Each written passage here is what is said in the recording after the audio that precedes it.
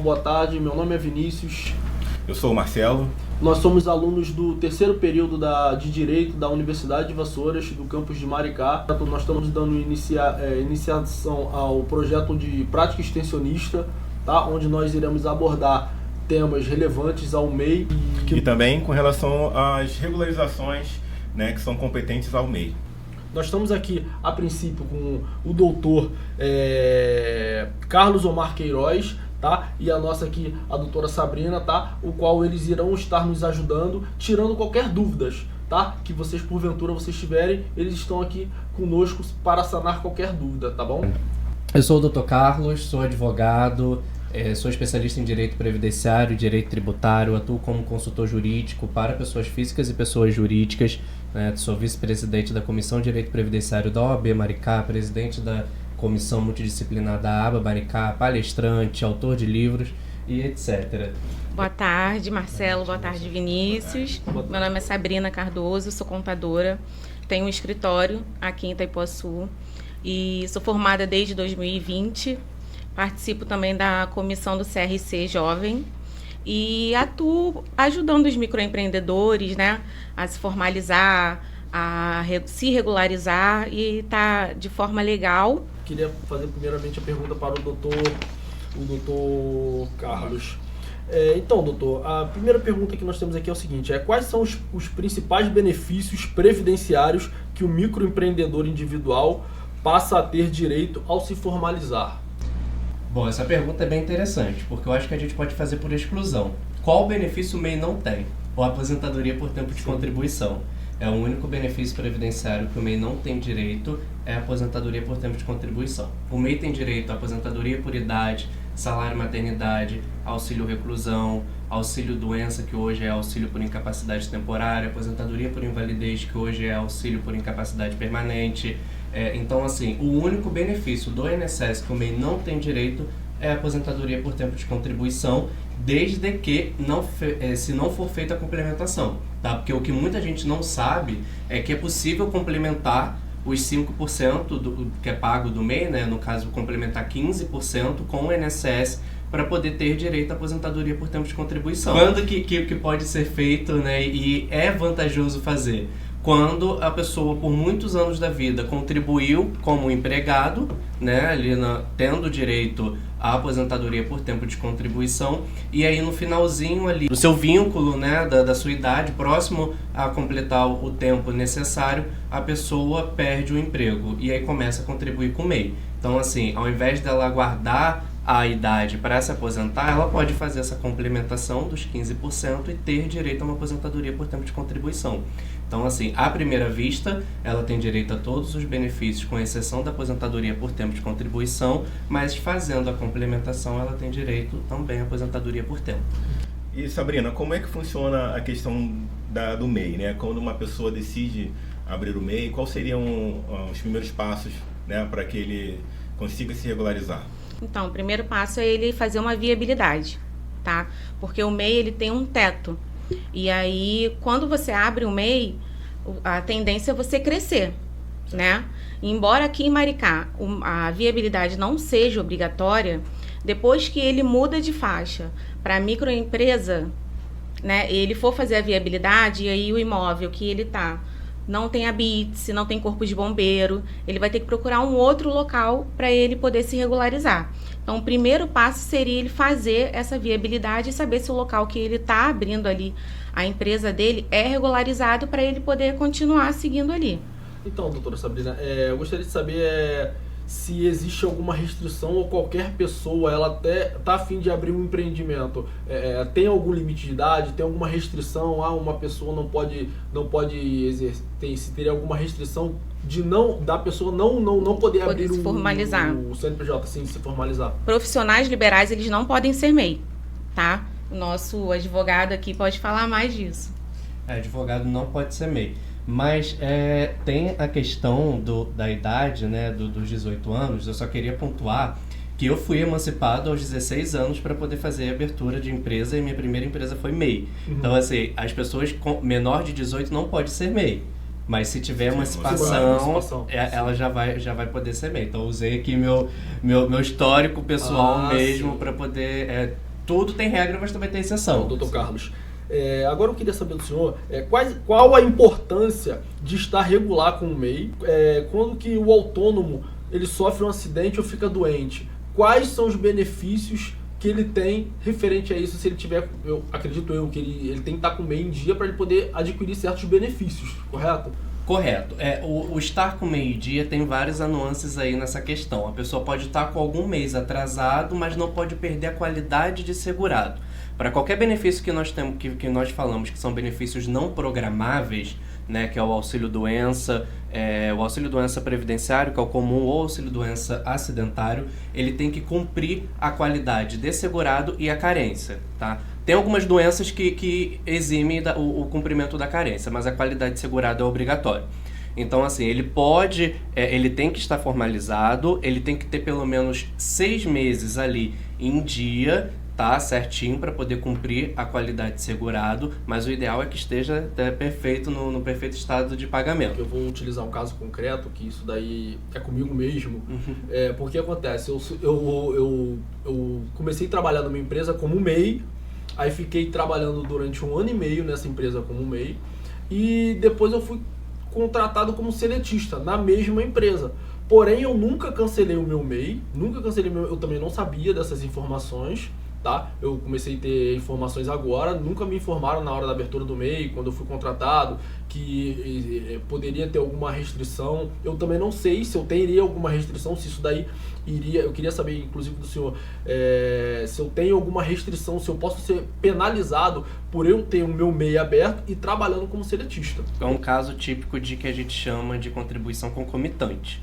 Tá? No caso, não há essa restrição do recolhimento, até porque o tributo ele é obrigatório, né? Os dois são considerados segurados obrigatórios por conta do recolhimento obrigatório. Se você presta um serviço, se você tem um CNPJ, você é obrigado a cumprir com o pagamento dos tributos. E se você é empregado, o empregador ele é obrigado a reter o pagamento do tributo. Então, não há essa... Se você contribuir com um, você para de contribuir com o outro. Não, você tem que contribuir com os dois. É obrigatório você permanecer contribuindo com os dois. E aí, se você não fizer da parte do MEI, né, aqui a Sabrina pode até falar sobre essa questão do débito, vai te gerar encargos que serão, né, prejudiciais, tanto na parte da contabilidade quanto na parte do direito tributário, né, porque você vai ficar acabando aí com um débito por não contribuir. Isso daí me impediria de adquirir certos direitos que eu teria que ter como seletista? Por Sim. exemplo, o seguro-desemprego, isso daí iria ficar bloqueado, por exemplo, o meu seguro-desemprego? O seguro-desemprego ele não ficaria bloqueado, ele só não seria concedido. Porque o seguro-desemprego é para pessoas que, após o término da relação contratual, não possuem renda nenhuma. Né? Então, mesmo se você for contratado em outra empresa, você já não receberia o seguro-desemprego. Então, o fato de você ser MEI, isso sim, já demonstraria que você possui renda e aí você não receberia o seu benefício. Entendeu? Entendi. Então, assim, você sim teria aí o problema.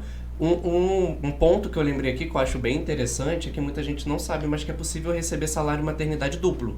Tá? Eventualmente, se a pessoa trabalha para uma empresa e contribui ali, né, direitinho com o MEI, ela consegue receber salário maternidade do pagamento das duas fontes. legal. Interessante, bem interessante.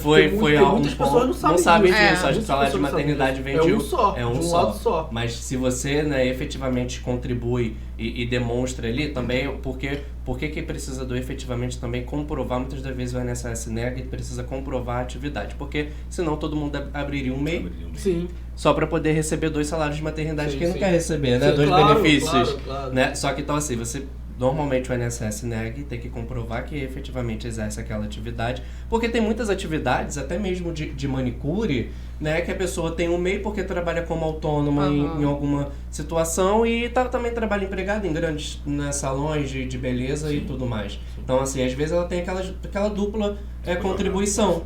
Né? Então, o salário de maternidade, ele dá esse direito. Mas perante o governo, teria algum problema em relação a isso, doutor? Em questões de, como eu falei mesmo, questões de restrição, ou eu como que eu vou dizer assim, do meu nome entrar numa dívida ativa, caso eu não pague algum tipo de encargo, algum tipo de tributo, né, que eu deva ter que pagar, será que isso daí me prejudicaria perante o governo? Prejudica, porque ele vai para dívida ativa, o seu débito, e aí depois eles entram com um processo, com execução, e protestam em cartório também. Então, o correto seria eu dar baixa no meu MEI, né? E fazer um parcelamento. E fazer o parcelamento. E esse parcelamento, aonde que eu consigo fazer esse parcelamento?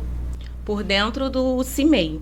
Do CIMEI, né? Na internet, né? Através acho que é do site do Gov, né? Isso. Eu consigo verificar essas questões. Isso. Por quê? Porque muita gente deve ter essa dúvida também. Como é minha também, eu não sabia disso. Eu fiquei sabendo isso há pouco tempo. Aí eu tenho que dar a entrada no MEI, não é isso? Não entrando no MEI, não. Você tem que dar baixa no MEI. No próprio site do Gov. E ali eu consigo gerar o DAS para poder fazer o parcelamento, não? Não. A baixa do MEI, ela é feita no site do microempreendedor individual. Entendi.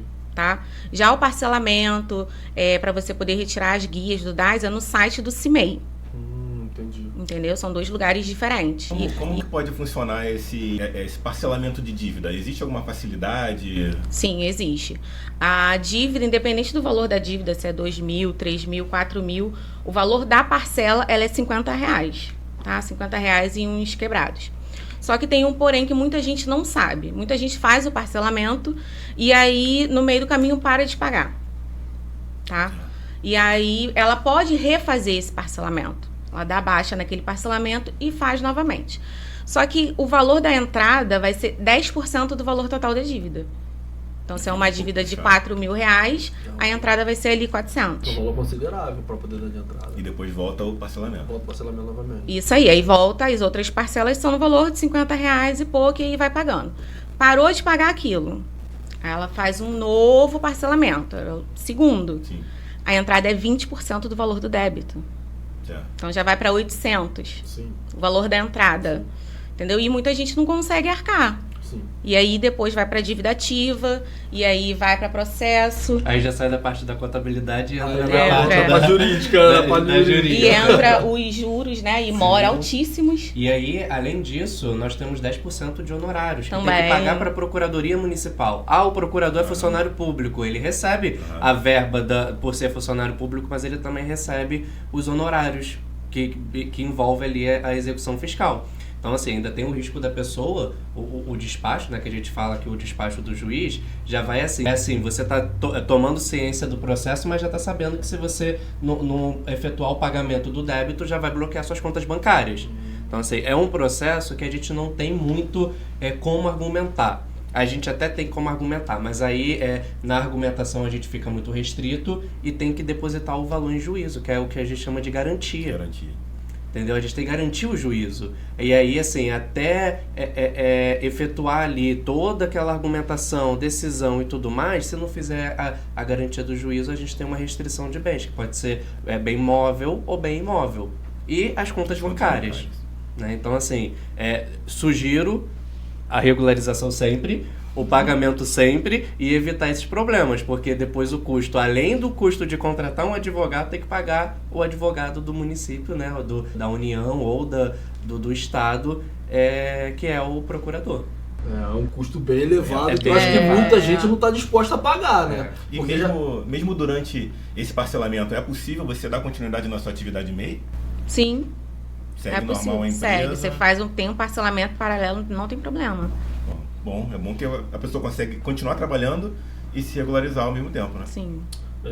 Tá ok. Doutor, ao se formalizar como MEI, o pagamento da DAS realmente garante uma proteção previdenciária completa? Ou existem algumas limitações importantes que o empreendedor precisa conhecer?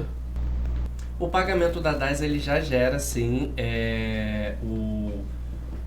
a garantia do INSS, mas a principal limitação que eu até comentei é em relação à aposentadoria, né? Porque muita gente paga o MEI, até abre o CNPJ, né? O MEI, através do MEI, pensando numa aposentadoria por tempo de contribuição, porque acabou de sair da empresa, né? Só que se a pessoa não souber que ela precisa complementar esse pagamento mensal, ela não vai ter direito a esse benefício. Sim.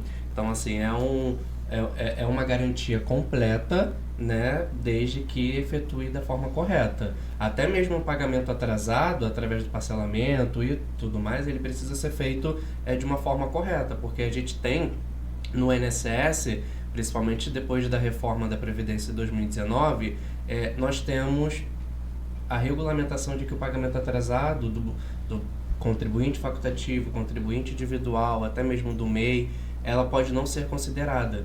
Então, a Receita, que é a responsável por reter essa contribuição, ela vai receber o pagamento, mas para fins previdenciários pode ser que não tenha aquele direito. Então, assim, você literalmente está pagando sem ter o direito ao benefício. Entendi. Então, assim, tem muitas nuances aí que precisam ser analisadas, mas o pagamento das em dia tem sim a cobertura aí do INSS. Tá ok. Eu tenho uma dúvida aqui com relação à emissão de nota fiscal pelo MEI. Né? Como que ela funciona? Como que ela também tem que entrar no imposto de renda? Existe um imposto de renda para o MEI específico? Ou é na pessoa física? Como que funcionaria? Então, o MEI, quando ele vende para a pessoa jurídica, ele é obrigado a emitir nota fiscal. Tá? E aí a emissão da nota agora é num portal nacional. Certo? Antigamente era no site da prefeitura. Sim. Então, o MEI que tem contabilidade irregular, ele não paga imposto de renda. Dentro do limite dos 80 mil, seria isso? Isso aí. Tem uma conta que a gente faz, e aí se ele tem a contabilidade irregular dele, o valor que ele retira da pessoa jurídica, ele é isento de imposto de renda. E aí ele declara aquele valor lá no imposto de renda de pessoa física dele. Sabrina, existe uma quantidade de funcionário para você, um limite de funcionário para você poder ter ser caracterizado como MEI, ou um só, ou mais de um? Não, 10? o MEI só pode ter um funcionário. Um só. A partir de 2 funcionários ela já desenquadra. Já desenquadra, né? Ok. Doutor, como que um MEI pode se planejar desde o início para garantir uma aposentadoria melhor e evitando depender apenas do benefício do INSS? É uma boa pergunta. Eu acho que isso deveria ser uma preocupação, né, de todas as pessoas, sim, porque isso aí a gente fala sobre planejamento previdenciário. A pessoa, não é pelo fato dela ser MEI e estar contribuindo ali com o DAS no valor de 5% do salário mínimo que ela precisa ficar só com o valor do benefício de um salário mínimo. Ela pode se planejar, sim, efetuando até a contribuição complementar, ou até mesmo, e aí a gente já entra né, como o pagamento é no Simples Nacional, se ela optar por aumentar o valor, ela pode ser desenquadrada do MEI, mas ela pode aumentar o valor do seu próprio faturamento para poder contribuir com um valor maior ao INSS, né? Então, assim, ela tem que tomar certos cuidados, e aí com a contabilidade, né, atuando nessa parte contábil do MEI, né? Porque é o que eu falo também para todo mundo, né, gente? MEI é empresa. Sim. Eu sou MEI, tá lá o meu nome, não tem um nome fantasia, então eu não tenho que ter uma contabilidade ou uma assessoria jurídica. Não, tem que ter, MEI é empresa. Sim. Então, assim, ele pode contribuir com o INSS no valor maior, mas tomando os cuidados para poder não ser desenquadrado como MEI, ou até mesmo fazer retirada na espécie de prolabore e contribuir sobre esse prolabore. Mas aí tudo vai ficar verificado se vai ser adequado àquela pessoa.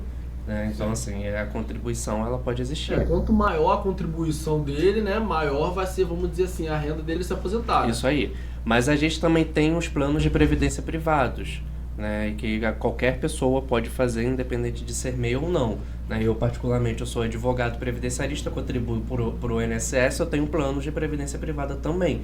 Né? E esses planos de previdência, eles partem do modelo complementar, porque o nome já diz. São planos de previdências complementares para poder complementar o INSS.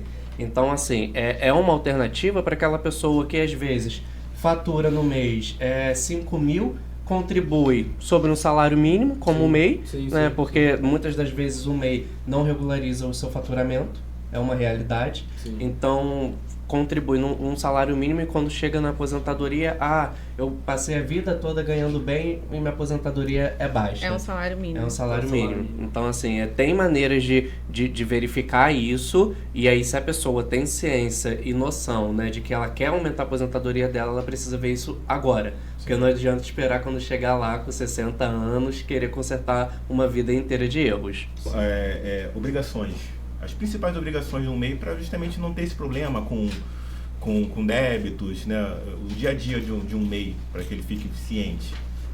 Então, as obrigações do MEI é o pagamento da DAS em dia, né? Ele tem a obrigação acessória, que é a declaração anual, que ele faz, que é até o dia 31 de maio, tá? E fazer ali o controle de compras e de vendas dele, tá? Tem um relatório também que está disponível no site do microempreendedor individual, que é onde ele coloca lá todo o valor que ele vendeu naquele mês, o valor que foi de serviço, se é de comércio, se é de prestação de serviço, para quando chegar lá no final do ano ele juntar aquilo ali e fazer a declaração dele anual certinha, tá? Ele tem um teto, né? Se ele extrapolar aquilo ali, ele já muda a classificação dele, né? E se ele... Não é só mudar a classificação dele. Se ele extrapolar até 20%, ele ainda paga uma multa. E se ele extrapolar esses 20%, ele retroage no mesmo ano como microempresa. E aí todo aquele DAS que ele já pagou naquele ano se perde. E aí ele tem que pagar esses impostos desde janeiro como uma microempresa do Simples Nacional, por exemplo. Que aí o imposto é a partir de 6% em cima do faturamento. Entendi.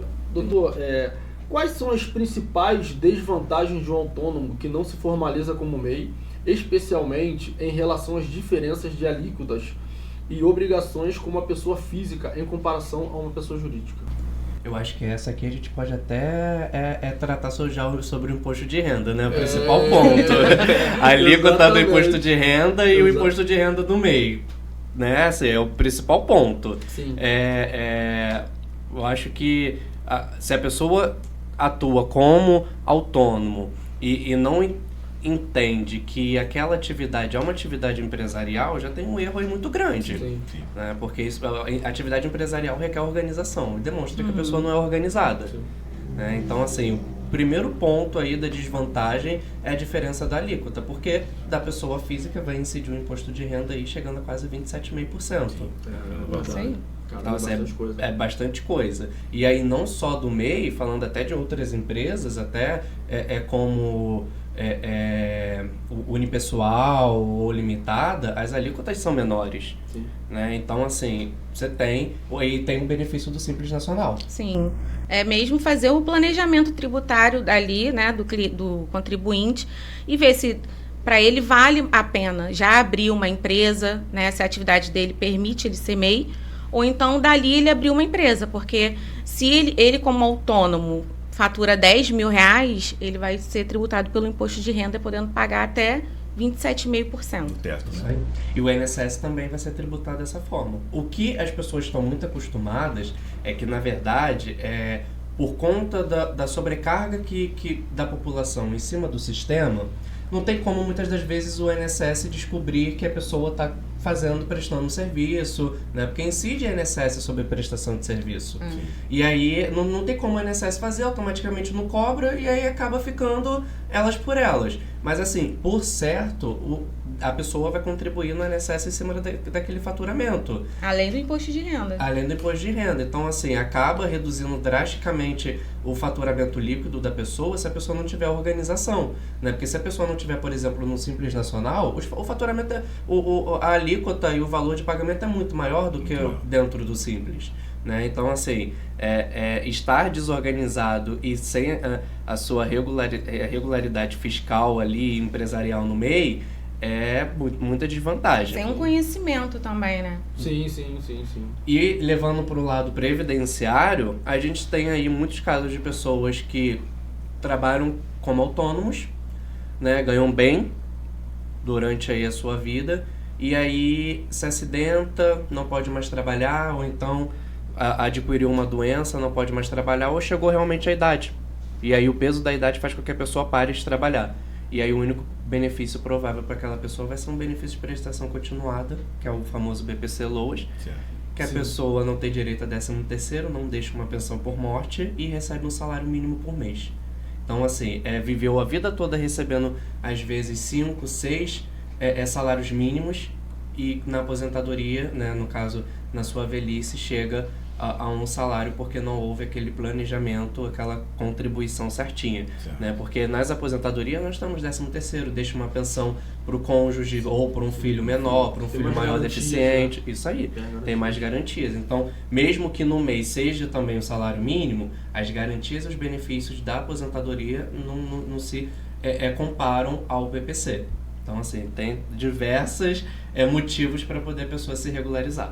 Não, eu queria só pedir umas considerações finais de vocês, né, uma dica para um MEI, o que seria melhor, regularização, informalidade. A gente acaba percebendo que a regularização é o melhor caminho, né? Mesmo que seja um pouco mais complicado, mas que exija mais planejamento, como o senhor falou, tributário, né? Quais são as considerações finais de vocês com relação a isso? Então, eu queria agradecer, primeiramente, tá, a oportunidade e dizer para as pessoas que o planejamento ele não é só tributário, não é só para a empresa, tá? É para o contribuinte que ele é autônomo também, pessoa física, e dali ele vai saber o que é melhor para ele, se é melhor ele abrir um MEI, se ele consegue abrir uma empresa, e aí fazer todo esse planejamento para ter até na segurança mais na frente. Né? Até pegar um pouco desse gancho que você está relatando, Sabrina. Muitas pessoas elas não adquirem o MEI por falta de informação, entendeu? Acha que é perda de tempo, eu vou ter que pagar para o governo, entendeu? Eu vou ter que pagar, mas quais são os benefícios, quais são os direitos que eu tenho caso eu me formalize? Aqui em Maricá mesmo nós temos muito empreendedores que não têm. Não tem, hoje em dia ainda ele está crescendo por quê? Porque tem um benefício aqui, que é o Mumbuca, e para se formalizar, eles têm que ter o MEI, tem que ter aberto o MEI, por isso que está crescendo muito. Entendeu? Mas mesmo assim, ainda é uma restrição bem grande ainda, por causa disso, pelo desconhecimento da população em relação aos direitos e garantias que eles terão. Entendeu? Eu acho que é isso. Doutor Omar, por favor. Doutor Omar? O maior conselho que eu posso dar é regularize-se, né? Não tem o que falar. Mas principalmente por conta do planejamento e porque a gente não sabe do dia de amanhã. Isso aí. Sim. A gente não sabe o que vai acontecer, seja uma doença, seja um acidente, seja um falecimento. A gente não sabe o que vai acontecer. E aí, vamos pensar em famílias que às vezes é formada por um pai, a mãe, 2 filhos e a única pessoa que trabalha na casa é esse pai. E esse pai é autônomo, botar aí normalmente o que eu mais vejo de irregularidades que são marceneiros. Ele é autônomo, tem a sua marcenaria e acontece alguma coisa, ele vem a falecer. Nós temos 3 pessoas aí que não terão direito a benefício nenhum. E ficarão desamparadas, né, sem renda, sem saber o que vai acontecer. Então, assim, o planejamento, ele não é só para si, né? Ele também envolve os próprios familiares e saber pensar no que vai acontecer com a minha família se algo acontecer comigo, né? Então, a gente foge um pouco do egoísmo do ser humano e passa a pensar no outro, né? Que não é uma organização pensando só em mim, né? Pensando no todo. E assim, a contribuição que se faz por mês é muito...